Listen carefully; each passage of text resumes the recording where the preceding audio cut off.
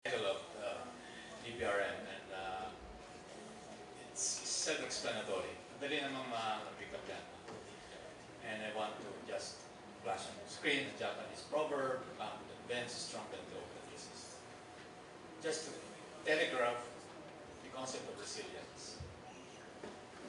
This is the outline of the presentation. I want first to talk about the evolving risk landscape and interconnection of risks, and then mention a few studies, Philippine studies on risk, disasters, and resilience, and then present some information on impacts of climate change, especially in agriculture, and then bring you to the main point of the brief presentation, which is the need to develop resilience thinking and present a framework on how to. This is the risk landscape and interconnection of risks, mapped out by the World Economic Forum. What's the takeaway message from this? Takeaway is that there are many different types of risks, but these are not isolated risks. They do not exist in silos. They are interconnected. And policymakers should be aware of the interconnection of risks. And the risks are evolving. They're not static. At one point, 1 year, there is a probably type of risk that would be expected to impact very severely in the global economy, the local economy. But then on another year, another type of risk would be creating more severe impacts. So it's not static, it's evolving, and they are interconnected. Take the case of that threat, anyway, it's in your handout. There's a the threat thing, sabi dito, profound social instability. So you can trace the profound social instability to different risks, different causes. It's not linear. The relationship is not linear. So what can bring about the profound social instability? Well, it could be that there was a food crisis. Food crisis brought about by severe floods. Climate change impacts, which would trigger large-scale involuntary migration of populations. So, pwedeng dahil nagutom doon sa South, let's say, Sudan, karoon ng drought, so population move upward or outside Sudan. And this creates communities of refugees, which impact on the social fabric of neighboring countries and even South Sudan and North Sudan, etc. So, ganun yung message dito. So we have to understand, risks are evolving. There will be different types of risks. It could be economic, it could be environmental, it could be geopolitical, it could be technological, industrial revolution, cyber attacks, and things like this. So, takeaway message is they're connected, and we have to be prepared. And to be prepared, we have to develop resilience in our communities. Now, take a look at top global risks in terms of likelihood. 10 years ago, the topmost risk in terms of likelihood was a breakdown of critical information. And also included there is the third rank risk, oil price shock, which eventually happened. This year, the world is looking at large-scale involuntary migration. Populations moving outside the Middle East, going to Europe, and even the Americans, which create a lot of tension. Extreme weather events. Extreme weather events were not included in the top 5 global risks in 2007. But in 2016, it ranked second. In 2015, second. 2014, also second. So yung dating wala dun sa risk landscape, ngayon, for 3 consecutive years, nandyan na. That's in terms of likelihood. What about in terms of impact? Well, 10 years ago, 2007, they said, well, what will create the most impact on societies? Fourth rank is pandemics, yung red box na yun, pandemics. Yun. and fifth, oil price shock. But in 2016, what do we consider as top 5 global risks in terms of impact? Well, weapons of mass destruction, water crisis, large-scale involuntary migration, severe energy price shock. Sino nakikita ng mga nag-aaral ng mga bagay na ito na nag-evolve? So in terms of likelihood, yung mga pangyayari, binanggit kanina, nag-iiba rin. At ngayon naman, in terms of impact, kung alin yung mas severe, most severe, ito na yung listahan natin. Now, we may ask, why are we looking at this? Well, for a very specific purpose. Before we go on, there's some data listing the 15 most exposed countries worldwide. And Philippines is ranked 3rd. This will be in terms of natural hazards, climate change. At the very top is Vanuatu, Tonga, Philippines, Japan, Costa Rica, down the line. This is in terms of exposure. I will distribute this later so you don't have to take a picture. But if you want, you can take a picture. Ako na lang po. Here lang din. Okay, this is how we define exposure as entities being exposed to the impacts of one or more natural hazards. So that listing is in terms of exposure to natural hazard. And risk is the interaction between exposure to natural hazards and the vulnerability of societies. That's taken from the World Risk Report. Now, so ngayon, tanong, sino naman yung mga bansa na who are most at risk worldwide? Given that you have exposure to those hazards, sino naman yung at risk, in danger? Philippines ranks 2nd. And Vanuatu is still number 1. Tonga, nagpalit lang tayo ng Tonga. So what's the message here? We're very vulnerable. We are at risk. So what should we do about it? Now the paradox is that from 2010 to 2014, the Philippine gross domestic product grew at an average of 6.2%. In 2015, GDP growth is around 5.9%. And this year, we're doing fine. So what gives? Bakit ganun? We're exposed tayo sa risk, very vulnerable, and yet we're doing fine, it seems, in terms of GDP growth. Bakit? Kasi magaling tayo. Mahusay tayo. But anyway, may kwento doon, papaliwanan ko na lang mamaya. Sinasabi ko lang, hindi kung mo exposed ka doon sa mga risk na gano'n, natural hazards, you're hopeless.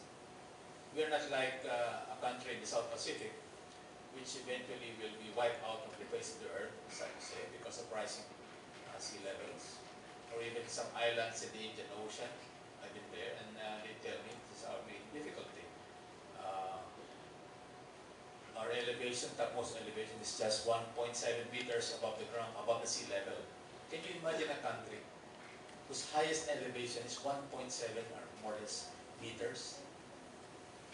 So pagtaas ng tubig na doon, mawawala na yung bansa na yun. Hindi tayo gano'n. But still, we have that kind of ranking in terms of vulnerability, in terms of risk. But at the same time, we do realize that we're doing fine. Now, we can't be complacent about that, and that's what we want to emphasize in this year's DPRM. Okay, there are a few Philippine studies. May mga social scientists, these are the names who've been studying various aspects of risk, and they have some policy recommendations so policymakers should do. Okay, you can read this later. Cost of natural disasters in agriculture costs us a lot. The most impacts come from severe typhoons. Damages from typhoons, we plotted this across the years. 1991, 1996, total damage is 28.4 billion in that period of time. 2006, 2010, 11.7 billion. So what's the takeaway here? Well, we cannot escape geography. Andito na tayo eh. So, like it or not, These things will happen year in and year out. Year in and year out. Those of us who travel abroad probably will be confronted with this question. Why do you insist on living in the Philippines, in a country like this, where year in and year out you face disasters, and it impacts communities, it impacts your family? Why do you choose to stay here? Damages in agricultural sector caused by tropical cyclones. We also have data here which you can report. Number of tropical cyclones. These are data we collected from various sources just to create that, conjure that image that, you know, we are a very vulnerable country. We have to do something not only about the environment but about developing resilience in our local communities. Most destructive tropical typhoons. We also name the regions. Average annual and probable maximum losses for natural hazards in ASEAN member states. We compared across the ASEAN. Again, we lose a lot compared to these countries.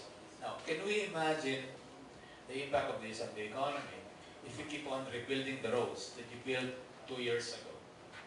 Other countries just go on building and building the roads because there are no natural hazards like severe flooding, earthquakes affecting them. So they're more fortunate. They can continue with infrastructure development, but in the Philippines, you have to contend with the fact that the infrastructure we built a year ago could be wiped out given a major natural event. Well, we have different types of responses. Government has developed climate information systems. We talk about climate smart agriculture and fisheries. But again, message is we need to develop resilience thinking. We need to make this idea, this concept, filter down, you know, not only from the national level to the last household in local community. This is the framework that we propose to present. Sorry. So pinagsama-sama lang natin yung ating nakita kanina. At the leftmost side of the screen, we describe top 5 risks in terms of likelihood. Now, this is not Philippine, this is global. We don't get ahead of information. Kaya ang sinasabi natin, celebration this year, maybe the academics, researchers, policymakers begin to map out, try to map out what type of risks are likely to happen and which type of risk will create the greatest impact on Philippine society, yung second column. Because that's for the global, from the perspective of the world. So assuming that we have this, we have the Philippines, we have identified type of risks affecting the Philippines in terms of likelihood and impact, what do we do about it? Well, first we have to recognize the fact that you have different shocks landscape. The third column. But more important is the topmost box.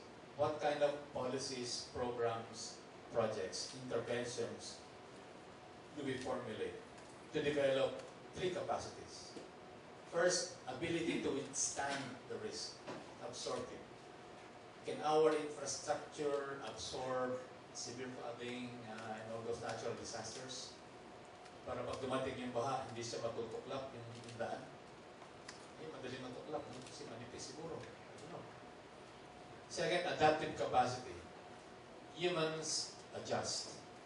I was just reading the other day, just as short. I was wondering, Angkor Wat. Those of us who know Angkor Wat, we've been there, or we have read about it. It was what? The greatest testimony to the flourishing Khmer Empire in the around 12th, 13th century, memory serves, maybe 10th. So while all of a sudden this vast civilization is no longer there, bakit nawala? Dati empire siya, nas wala.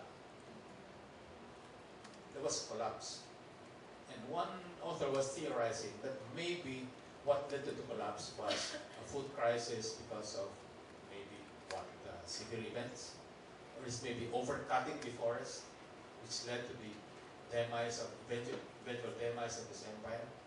Or think way back, 12th century BC. Naisipan natin, bakit yung mga sinasabing Assyrians, Medes, nawala na dyan? Biglang-bigla na lang, wala yung mga ganong mga tao, iba nandun. And that author of that book said, well, it could be a major earthquake. And he was tracing,